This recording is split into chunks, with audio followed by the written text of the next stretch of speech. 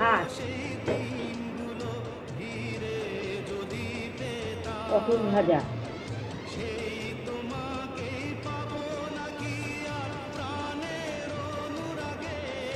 পেঁপেটা গ্রেট করে নিয়ে আলু দিয়ে আদা জিরে বাটা দিয়ে টমেটো দিয়ে রান্না করে পেঁপের তরকারি।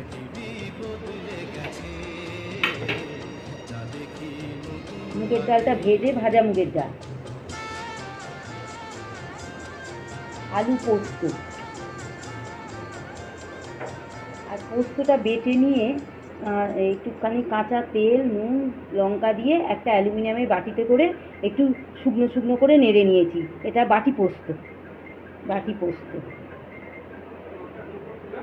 আনারসের চাটনি,